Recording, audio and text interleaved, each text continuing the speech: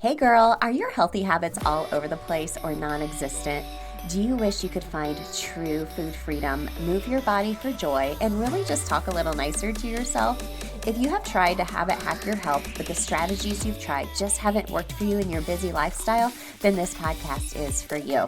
Hey, I'm Emily Nichols, habit and fitness coach, behavior change specialist, and Taco Tuesday enthusiast. Hey, I am here to tell you there is an easier way than what we've been taught about our health and our habits. How do I know? Well, because I've transformed my own life through habit hacking, and now my family gets the best of me, and I now help my clients do the same. I'm now going to teach you how to create healthy habits in less time, guilt-free for all seasons of your life. It's not your fault your habits haven't worked, my friend. We just have to do them differently. So, are you ready to feel empowered and transform your habits and life? Then let's do this. Well, happy Habit Hack Thursday. I don't know if you celebrate Habit Hack Thursday every Thursday like I do, but I live for these episodes because, and I know I hear from y'all in your reviews and from the folks that I talk to who are in my programs, you love these quick episodes because they're easy to digest. And literally going to give you some food for thought today with our Food Freedom Habit Hack, talking all about if you should track your food. We're going to be weighing out the pros and cons, and I'm going to give you habit loops around both. So you'll notice each week with these habit hacks, I will be giving you a habit loop to go with it, because that's what we do inside of our higher level accelerator signature programs, where we are habit hacking, really digging deeper into specific challenges that you all have voiced to me over the years that I have created our programming and habit loops and habit hacks for you. So just a reminder, we'll be digging into debunking diet culture and what it really means to be healthy from the female perspective, because, you know, we come through it through a lens of atomic habits for women when it comes to our healthy habits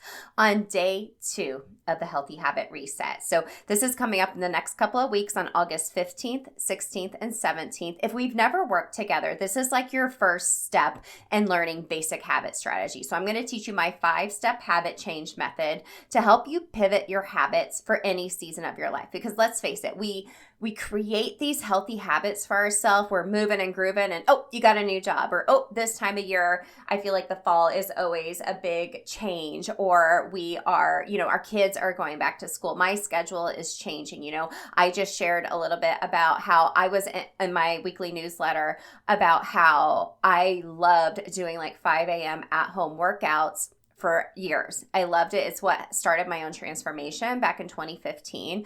But then when my oldest son started middle school, he was getting on the bus super early. I started coaching really early at Orange Theory, and I had to pivot all of my habits. And that was not easy, but I created a system to help you do that. So come join us for the Healthy Habit Reset. This is Basic Habit Strategy 101. Day 2 will be really debunking diet culture, and day 3, like day 1, we'll get right into the method. Day 2, debunking diet culture. Day 3, we'll talk about how to create consistency, accountability, and so on and so forth. So I'll be going live each of those days, the 15th, 16th, and 17th at 12 p.m. Eastern. Join me live. There's a Facebook group and there's a Zoom. You know, either way, I know some folks don't like Facebook. Like, I'm pretty much like get in, get out as far as like just talking with my habit hackers inside of my accelerator programs. But come join us. You get the replays if you register. There's a workbook, and everything's linked in the show notes for you, my friends, because I know you're probably driving or doing your dishes. I'll be sharing more about a new digital habit tracker I am launching that week, and if you register, you get a special discount code. So yay, go to bit.ly/healthy habit reset. I am so geeking out and excited about this tracker because y'all have been asking for it, and like this is like starting like a big snowball, a positivity snowball, as we talk about so much in regards to more digital tracking options for you all. I'm so pumped for it.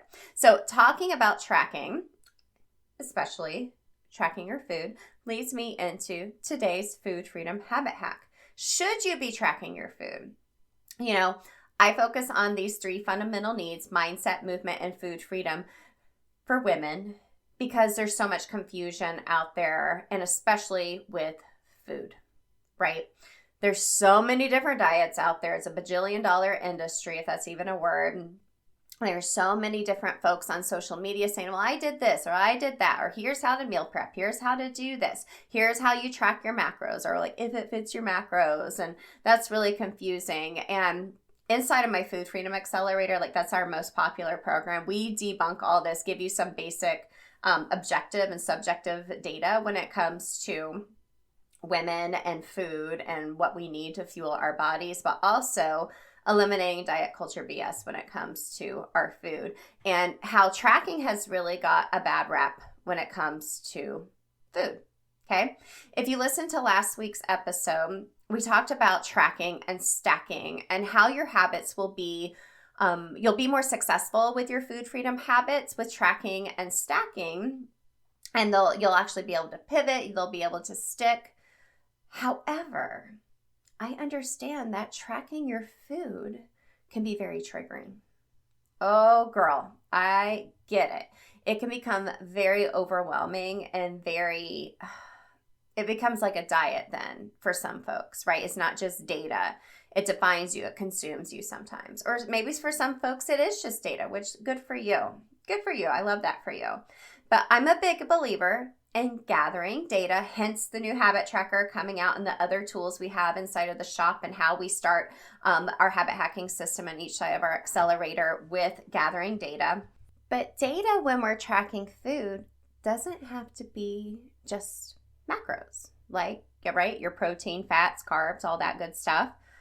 It can also be tracking emotional eating, your hunger cues, or even tracking food sensitivities. Even habits that you have around food in your own version of food freedom.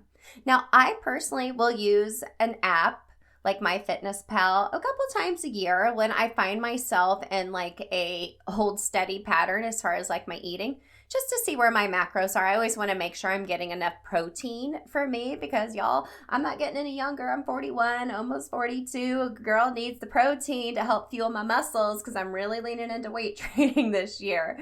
I want to be a strong, lady getting into this stage of my life. So I just made myself sound really old. 41's not old.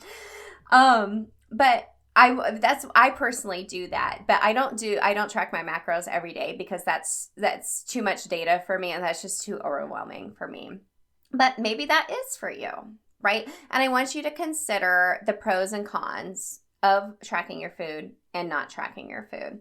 So I will talk about the pros first, and I'll give you a habit loop. Then I'll talk about the cons, the not so great things about tracking your food, and a habit loop around that, because this is personalized for you. So take a little bit from both or take one or the other. So the pros of tracking your food. Weight management. So if you are trying to lose, gain, maintain weight, tracking your food intake can really give you some valuable insight, right? And as far as like your calorie consumption, and help you stay on track. Maybe you have dietary goals, such as you have like a specific macronutrient distribution you want to follow, or it can ensure you're meeting those targets by tracking your food. Maybe you have a health condition like diabetes or food allergies, food sensitivity. So this is great. It helps you identify triggers. Oh, I love this one. Some people track their food to really think of potential triggers for like digestive issues, allergies, pinpoint specific foods. I love this. Athletic performance. So like I said, I sometimes track a couple times a year to make sure I'm fueling my muscles properly, getting in enough protein and optimizing my performance. Or just developing healthy eating habits. Tracking your food can be a useful tool for making you more aware of your actual eating patterns and just accountability, right? It can help you stay accountability to the choices you're making with your food freedom and really help you be more mindful with your eating. However, it's vital that you strike a balance when it comes to food tracking, in my opinion. It can be beneficial for some, but it also can lead to obsessive or unhealthy behaviors or relationship with food. So if you do decide to track your food, do it in a way that promotes health and is sustainable. Okay, sustainable being the key word. And of course, it's always a good idea to consult a doctor or dietitian, healthcare professional, so on and so forth before doing anything else. So let's talk about habit loop around tracking, a pro of it, right? So a habit loop, again, is a cue, routine, reward. We dig super deep into this inside of the accelerators. There's, I think, over 75 habit loops if you do the bundle and do all 3 accelerators. I love that for you. So a cue could be feeling satisfied after a meal or a snack, or like during a specific time of day. Like you eat, you're like, I feel good. The routine is you track your food consumed using a food tracking app or a journal or a tracker, like from the shop, for example. And the reward is a sense of achievement and control over your diet, and you have insights on your eating patterns. Great. I wish it was that simple for everybody, because diet culture has really complicated food for us, hasn't it? That's why the Food Freedom Accelerator is the most important. So let's talk about the cons. So I kind of alluded to this already. So obsessive behavior. Tracking your food can become an obsession and lead to like unhealthy preoccupations with calorie counting, weighing your food, your macros, portion sizes, and it can really lead to disordered eating patterns. Next, it can lead to stress and anxiety, right? Anxiety. Constantly monitoring and recording your food intake can create stress and anxiety around eating, turning mealtime just into like so stressful instead of enjoying it, right? Inaccuracies, right? Food tracking relies a lot on like self-reporting your own data, right? And sometimes we can be incorrect, or we forget about like extra oils we add to things, and then we get frustrated because we're trying to meet some type of dietary or weight management goal and we're not seeing that, and maybe it just may be due to inaccuracies. Time consuming, like y'all, I cannot like highlight this one enough. Maintaining a food diary or a tracking each of your macros. Like I know there's been times when I was using my Fitness Pal and sitting there like going through trying to like make sure I'm like finding the right portion size and the right food or the right brand. Like I'm like, I just don't have the capacity for this in my head or in my schedule. So I hope you feel that way too. It's a disconnection from your hunger cues sometimes too. So constantly relying on tracking can lead to a disconnection from natural hunger or satiety cues, right? It can interfere with intuitive eating, making it harder to recognize. And then social restrictions. This makes me so sad. Like it can lead to you not wanting to like have dinner with friends because it doesn't fit your macros, or it's too stressful to think about what you're going to eat ahead of time. And this can just really have an impact on your mental health all around. Okay. So food tracking is not suitable for everybody.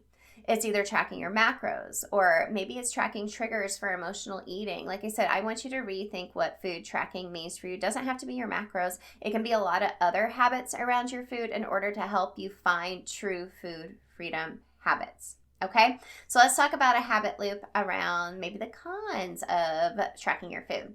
So a cue is maybe you are feeling anxious or stressed about food tracking, or experiencing obsessive thoughts related to calorie counting or macros, right? Like each time you sit down to eat, you're like, oh my gosh, I'm sitting here trying to calculate what the macros are for this. The routine is just take a deep breath. Let's do it together. Remind yourself that tracking is not about perfection. It's okay to skip it tracking sometimes and consider engaging in a relaxing activity or mindfulness exercise. And the reward is just reduce stress and anxiety around food, promoting a healthier relationship with eating and your body image. So, my friends, this is a personal decision between you and your doctor, and leaning into what your own definition of food freedom means. Okay, we'll discuss this more on day 2 when we debunk diet culture together in the Healthy Habit Reset, and really think about how we as women have to think about tracking our food freedom habits differently. It's not just about your macros, my friend. There's a whole bunch of layers to women and food and our habits and relationship with food, and we do that together here because I get it. We need food for fuel. We have food for emotions. We have food and social activities, and food is sometimes almost puts like a barrier between us and living our best lives, unfortunately. So come join us in the Healthy Habit Reset. We'll dig into Habit Strategy 101, learning my 5-step habit change method. And if you're ready to work together, come grab the Food Freedom Accelerator. This is one of my signature mini courses where I will take you through my habit hacking system. We will provide some habit loops and help you start taking action. I actually have a Facebook community as well for anyone that purchases an accelerator, where I go live every week for office hours and just provide a little extra coaching there for y'all, just to give you a little extra sense of accountability. Because I know I've bought courses before and then like wah, wah, didn't do anything with it. Like, I don't want that for you. Okay? So everything's linked in the show notes for you, my friend. I will catch up with you next week. Hey girl, real quick before you go, did you know I have a secret podcast where I talk all about why most habit strategies don't work for us women? Spoiler alert, it's not our fault. Visit bit.ly/atomic habits for women. It's linked in the show notes to access my secret podcast series and have your biggest aha moment about why and how women have to do habits differently. And if you love the podcast, the number one way you can thank me is to leave a rating and review in iTunes. That way more mamas can find the show. Love and appreciate you, friend. We'll see you next time.